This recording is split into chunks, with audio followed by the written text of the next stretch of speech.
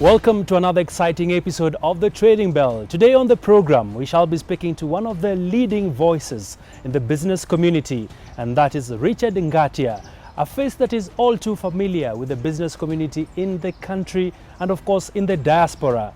He'll be talking to us at length about some of the interventions that the business community is considering to do in these uncertain times of the coronavirus that has hit the economy hard. He'll also be talking to us about what are the necessary measures that the government needs to take to ensure that businesses stay afloat. Well, before we start off the interview, let's take a look at Ngatia's profile. Mr. Ngatia serves as the president of the Kenya National Chamber of Commerce and Industry. He is also the chairman of the International Conference on the Great Lakes Region Private Sector Forum and a deputy patron of the Kenya National Federation of Jua Kali Associations. Ngatia has also served as a board member of the East Africa Chamber of Commerce, Industry and Agriculture. He also sits as a trustee for the Pubs, Entertainment and Restaurants Association of Kenya. He's also served as the managing director of Megascope Healthcare Limited. Let me start off, Mr. Ngatia. How have you been coping so far, and how is the economy performing in regard to the coronavirus? Like you said, it is important that we just refresh our minds. Yes. Before we got to this pandemic, COVID-19. I remember businesses were still stretching and were, suffering in terms of sustainability. And at that point, we as the Kenya National Chamber were looking at ways of supporting the SMEs and MSMEs. And we had taken an approach to approach the financial sector.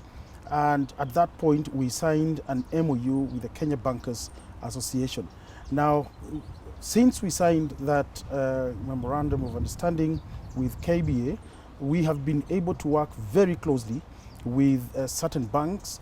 We have worked with them in terms of making sure that the products that they are innovating to serve SMEs, MSMEs, the mamambogas, the bodas, or the small traders will be able to get to the intended people and the market. And therefore, we have worked closely with other people, including development partners, who have come in to support us in various sectors, namely the agriculture sector, the value chain, agribusiness as well, and also looking at trade, those in retail businesses. And therefore, it was unfortunate that the problem came in earlier on this year. And I personally think that this problem has not yet started. I think to us, we're in a phase where the issue of cases are beginning to rise. And my feeling is that as the government continues to do mass testing, we are likely to see the graph going up in terms of having more cases. Yeah. Now, this is more so because we have seen in lately, people are unwilling to cooperate. They are unwilling to continue, staying under lockdown. And therefore, and this is majorly, and you can understand the public, you can understand the people who are in business, the private sector. Most of these people are living hand to mouth, and they're depending on daily wages. And therefore, when there is a lockdown, the next question then comes, where do we get our food? Number two, how far can somebody stay in certain areas in the informal sector, for example? If you look at those areas, you will find some of them live in a 2x2, a family of 10 people. It becomes very difficult to see the breadwinner seated there. They don't have food, they don't have a meal, and they don't even know where to get the next meal. And therefore, you find them now walking out to the city centers to look for the opportunities. Very, very strong opening comments there. And Ngatia, looking at the economic situation right now, how would you describe it? Is the economy in a bad place? Are we likely to bounce back from the many people you interact with and, of course, the data you look at as the chamber? How is the status of the economy? Yes, let me say we are in a bad state, approaching a worst state.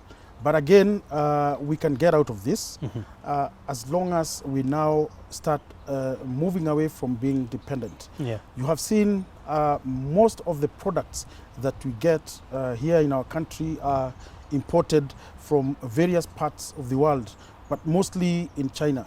You'll find in China we are importing literally almost everything. We are importing food, we are importing non-essential products. Look at electronics and everything, we are importing.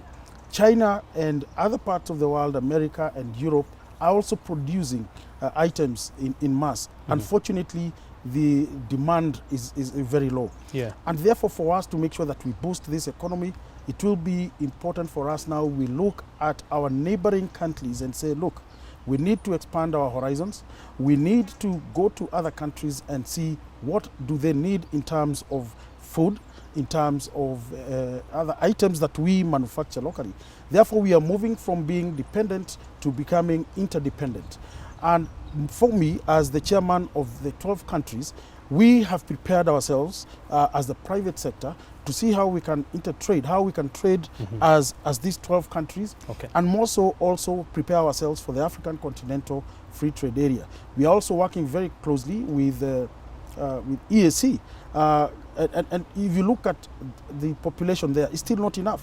And therefore, we need to go to the Great Lakes region. We also need to tap to their resources. Some of them are very rich. If we look at DRC, if you look at Nigeria, in terms of resources, they are very rich. Look at the neighboring countries in DRC. These are resources that we can tap in and also make sure that we sell to the globally through Kenya. You have seen most of the times they use Kenya as a transit point. Sure. I think it is time now we join hands with these countries and be able to sell to them what they don't have, and we get what we don't have from this country. That way we'll be able to boost the economy. Mr. Ngatia, looking at the small businesses, they look up to the chamber to be giving them the focal point in terms of you are actually at the center of advocating for the businesses.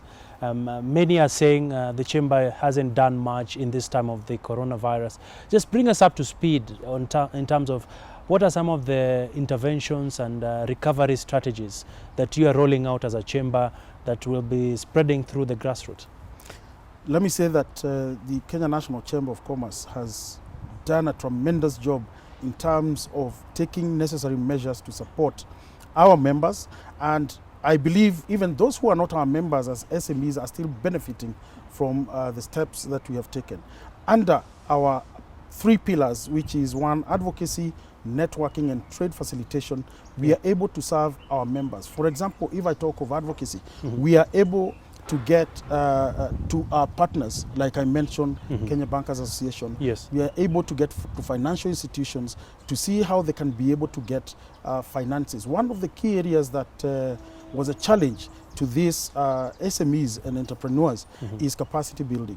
And therefore, we take a certain institution, a finance institution as a bank, for example, Equity Foundation, we take them, or Barclays Bank, or KCB under Tujiajiri.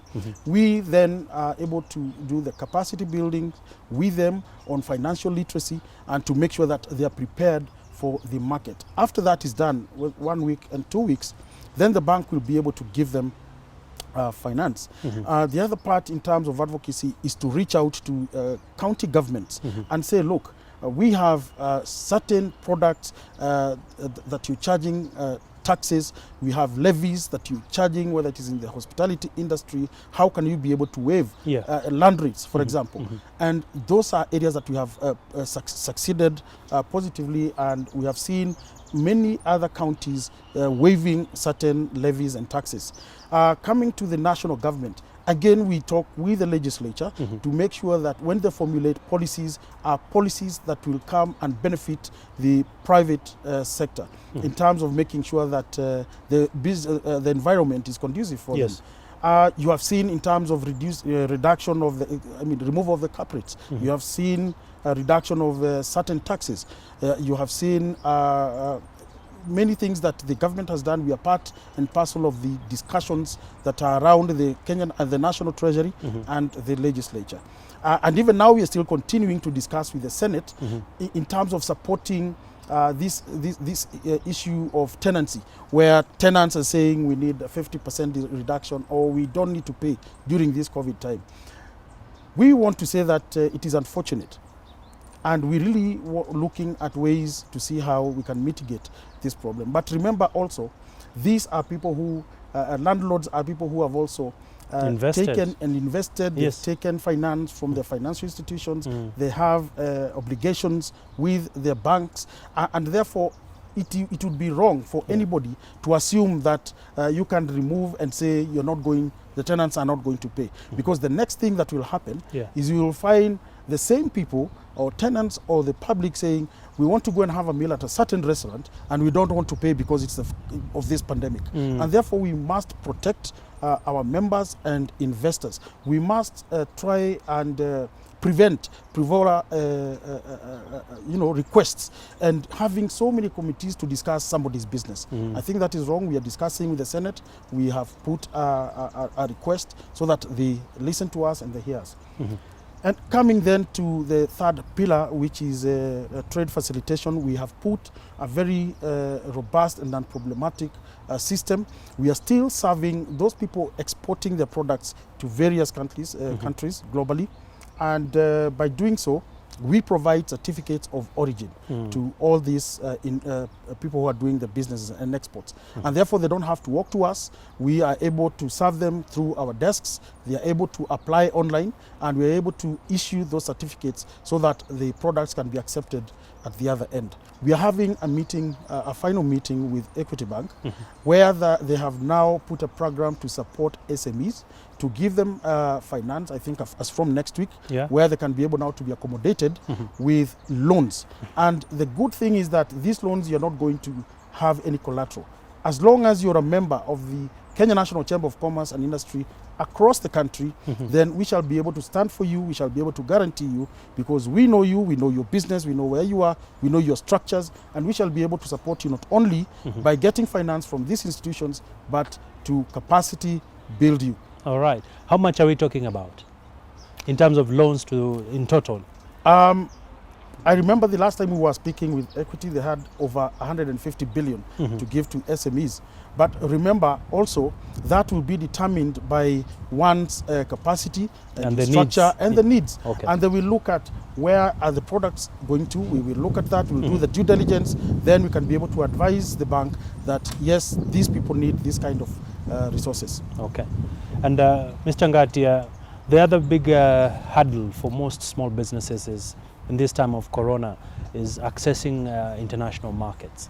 As we all know, most of the products that are moving across borders is basically medical equipment and a bit of foodstuffs. Have you seen a drop in exports in terms of the businesses that are linking with the chamber? And when you sit with the president, because I know you hold a number of talks with the president, what would be your message to him in terms of considering reopening some of the borders to allow for trade to continue so that the businesses are well cushioned, Ngatia? Yes, I agree with you. Again, it's important that we now cushion and protect those doing business, and at the same time protect foreign investors who are in this country so that they can also attract FDIs. It is important we also protect our local market. We have seen a reduction of imports. We have seen a reduction of exports, majorly because of the transportation mode. Logistics has become a big issue. It has become a big problem. Anything today you want from China, for just inspection, it's taking about 2 to 3 weeks for them to release it at the customs entry. We have seen also production again going down, but at the same time, do we have the demand in this market? We have seen an increase in terms of prices. When you're talking of airlifting your products, the aircrafts or those cargo flights are charging way too much per kilo, for example. Some are charging 17 shillings per kilo, $17 per kilo. Some are charging $25 per kilo. I mean, that is just way too much. And what we would ask our government, is it possible to get concessions from our own carrier, which is Kenya Airways, to make sure that this time round, for about 5-6 months, as we try to grapple this problem, they also have concessions for the exporters, so that they can be able to enable. Actually, in many countries, you'll find these airlines actually were owned by both government and the private sector become enablers and not competitors. And therefore, that way you'll find more goods and more goods coming in and out. His Excellency the President spoke about the horticulture industry, that is the flowers. The flower business. You have seen a reduction of flowers. Let us not, I know we want to look at the post-COVID, but let us look at it now. What is it we can do to have our flowers now affordable in Europe? What is it we can do? Kenya Airways, other flights, KLM, and other flights, whether it is Emirates, whether it is I see Qatar, for example. How can we come into a round table together and say, during this time round, this is what we are going to charge anybody exporting goods in Europe, in East Asia, and anywhere else in the world. That way, then we'll be able to get more business coming up.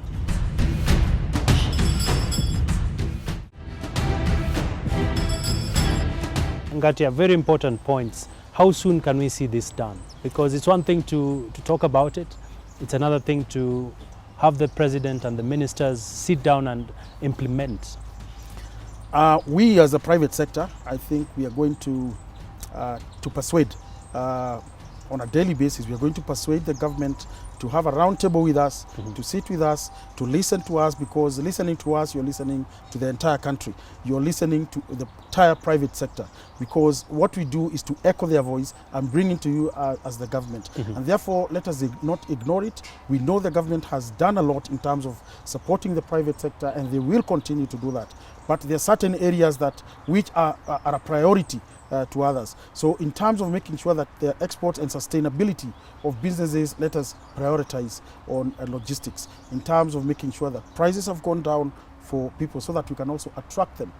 I want to talk of a partnership we have with, for example, Agra, where they're coming in to support farmers to make sure that they are also providing them with grants. There are those people who cannot be able to continue with their businesses. So they will be affording them grants. They will also be according them loans to those businesses that require in terms of purchase of fertilizers. And therefore, that way then you'll find more farmers being attracted, and also our produce becoming very competitive to other areas, including Uganda, Tanzania.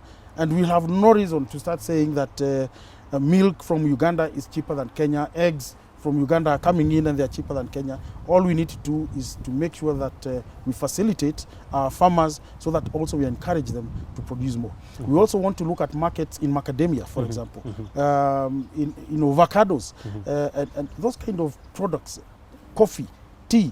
We want to make sure that we push them to all the markets. And remember what I said, let us now focus on being interdependent across our region and beyond.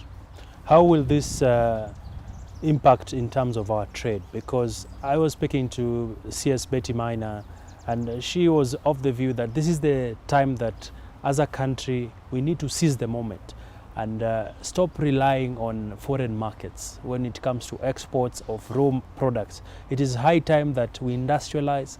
It is high time that we get more value for the farmer down there in Kirinyaga, who has macadamia, someone who is selling coffee over and above just exporting a raw product and eventually getting peanuts out of it. I agree with the CS. It's a high time that we start being more reliant. We start now producing and manufacturing our own products. We have seen the Ministry of Trade, we have seen under the leadership of Betty Minor encouraging especially the Jua Kali sector to manufacture masks in our own country, and we have seen it is successful. All we just need to do, though we are promoting manufacturing from here, that does not mean we are not going to need other products from across the globe. Yes, we will need the expertise, but we will encourage them to come and partner with the locals here, pitch tent here, put up manufacturing plants here, put up assembling plants here. What we do have the capacity. Yeah. We have very intelligent people who are very innovative. We want these people also to come in so that we can have the machinery. If you get the right machinery, then in terms of producing quality and maintaining the standards, that will be achieved. And therefore what you're saying, yes, let us import the machinery here, but let us try now and manufacture products for both export and for local consumption. Okay. I think that will be very key. All right. Yeah. And Mr. Ngatia, as we come to the tail end of our discussion, I just want to pick your mind on, in terms of what opportunities are you seeing out of the pandemic? Like they always say, every calamity poses a challenge, but there's also an opportunity amidst the darkness. Yes. First of all, let me say that we can see this problem going on for the next couple of months, if not 1 year. Now, if you look at post-COVID, now for us to recover, again, that's maybe another 1 year for now businesses to stabilize. But at the same time, we now need to take advantage of the whole situation and say, look, we have neighboring countries who may not be having the capacity that we have. We have neighboring countries who may not have the labor resource that we have. We have expertise here in various sectors. Now, one, we want to export labor. Today, as I talk to other parts of the countries in Africa, they are looking for expertise. They are looking for nurses. They are looking for people within the manufacturing industry. They are looking for designers. They are looking for technical, skilled personnel. These people we have, and now it is the time to start exporting them while we maintain our own here. That is number one. In terms of manufacturing, we have seen patient protective equipments. This is the PPEs now being manufactured here. We have seen the sanitizers. We have seen all these masks being manufactured here. If we just get a little boost from the FDI, from the foreigners and foreign manufacturers, I will tell you that, in fact, let me tell you, Agina, that the world today is looking at Africa, the market of Africa, through Kenya. Remember, we are the hub of East and Central Africa. Yes. And now the way it's going, we are going to be the hub of the entire Africa. So it is important we start now preparing ourselves. Let us also now start partnering with the government under PPP so that we see how do we also be part of the special economic zones. What incentives has the government put in place? They have, but does that information, has it disseminated to the right people? We need now to encourage those people trying to do business. We need to encourage startups. There are those who had started their businesses much earlier before this COVID, they are now stuck. We need now to approach them and tell them, now come, we support you through the government, through the county government, the partners who are supporting us. We have seen philanthropists also supporting the cause. Let us support you to maintain and sustain your businesses. That is one area. The other area is export processing zone. Again, how many companies and manufacturers do we have that can be able or have the capacity to support other countries globally? That is an area people are looking at. So the opportunities are immense. I have spoken about this earlier. The partnership we have with, for example, Sharjah or UAE through Sharjah Chamber, and the partnership with Etihad Insurance, that today the SME are getting finance in terms of goods. They're getting 60 to 150 days to pay back. And this is interest-free. That is one of the initiatives that we as the Chamber have. We have an office in UAE. You don't have to go there. Whatever, whoever contacts that you have, once you're in our system, then they'll be able to give you those goods and give you a timeline of up to 160 days to pay back your resources, your money, and your loans. And therefore, in terms of opportunities, they're numerous. Huge opportunities. Huge opportunities. All right. Thank you so much, Mr. Ngatia. And of course, I just want to get your parting shot to the youth out there who are having sleepless nights. Some of them have been laid off. Some of them are trying to pick up the pieces. How soon do you expect normalcy to return in the economy? You are a business mind. When you look at your crystal ball, what do you see? First of all, I think what we must do collectively is to flatten the graph and to make sure that the rise of these cases then flattens.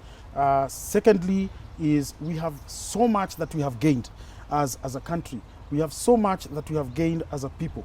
Can we hold on to our gains and now put them in practice so that as we look at post-COVID, we look at the issues you've mentioned in terms of how many of you have lost, as employees have lost their jobs, how many of you have lost their businesses. And remember, as much as we support businesses to come up back on their feet, we'll have all these people, employees coming back to businesses. Let us look at retailers. Today, everything that is around ourselves and essential products are around the retailers.